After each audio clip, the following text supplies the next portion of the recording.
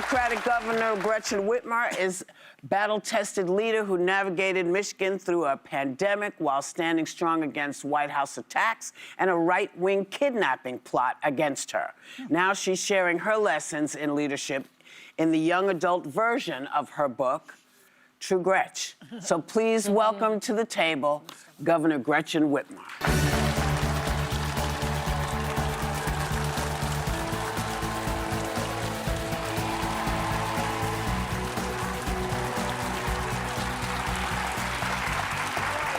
These glasses. How are you? Thank you.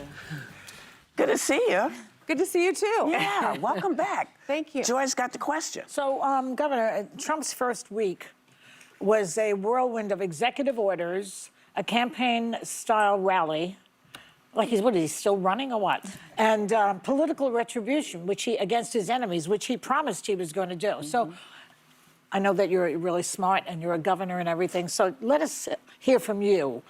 What is your impression of this 2 weeks or whatever it is? A week. Well, 1 week? Yeah. It's like a year.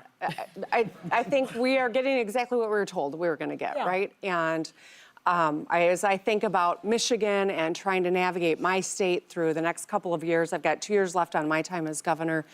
You know, I am going to try to stay focused on finding common ground wherever I can, but I'm never going to abandon my values or fail to stand up for the people of Michigan when that needs to happen. And,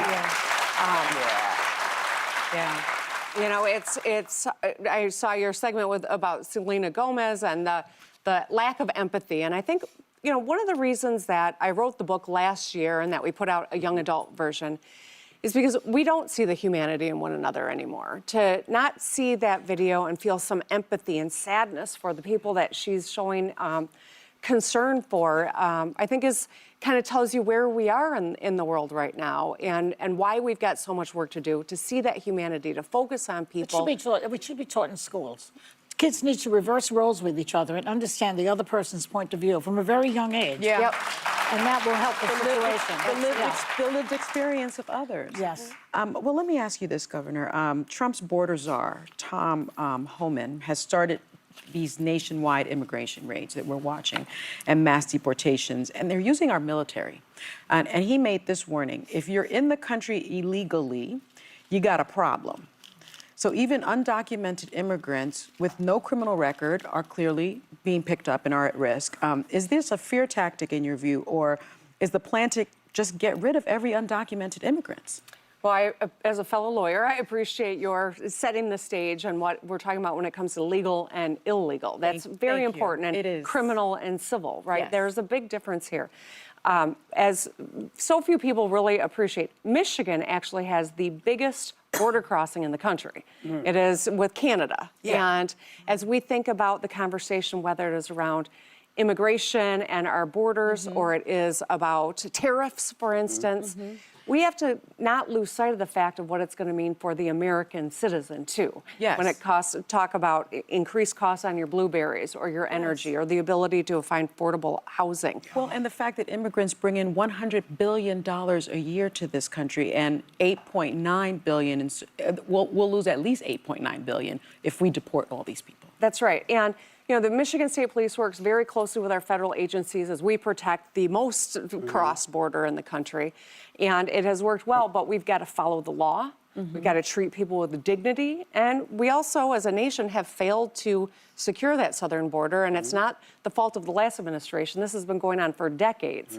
But is anyone rounding up Canadians? I haven't seen that. Yeah, that's a great question, because the southern border seems to be the focus. To your point, and you talked about how the skin tone of people who are being rounded up is different, how you're treated. Yeah. This is not breaking news, but it is. It seems to be breaking news to a lot of people, though. Yeah. Governor, in your memoir, True Gretch, you write about being the target of a far-right militia kidnapping plot. We talked about that a lot at this table during the height of the pandemic. Did Trump's pardoning of roughly 1,500 January 6th rioters bring back your own experience with political violence, and what message do you think that sends? I think it does send a bad message, right? That we tolerate, excuse, and help people who have taken their grievances to mean violence against their fellow Americans. It's never acceptable. It's not acceptable when I am the target of it. It's not acceptable when Donald Trump is the target of it. I was one of the first people to call it out when the shots rang out in Pennsylvania, because it doesn't matter who the target is. None of us should ever say that this is acceptable. And so to excuse it, I think, sets a really dangerous precedent that I have very great concerns going forward about. Well, Governor, it's good to have you back.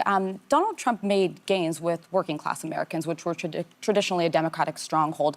One of the issues that did, in fact, move a lot of those voters was the issue of immigration, not because working class voters don't want brown people here, but because they know companies are going to exploit cheap labor, hire those people, and that could take jobs away from Americans. They had concerns around trade and offshoring American jobs, issues that, whether you like Donald Trump or not, he talked about in a way that resonated with them. Yeah. Why do you think that Democrats started to lose ground with the working class that was traditionally with them? You know, I guess I'm not sure that I buy into every single thing that you stated. You know, I appreciate the perspective. I would just share, he did do a much better job talking to people about what their fears are and their anxieties are. You're absolutely right when it comes to that. And that is something that I think the art of listening is something that we don't do very well right now in our politics and maybe in our everyday life and communities at every level.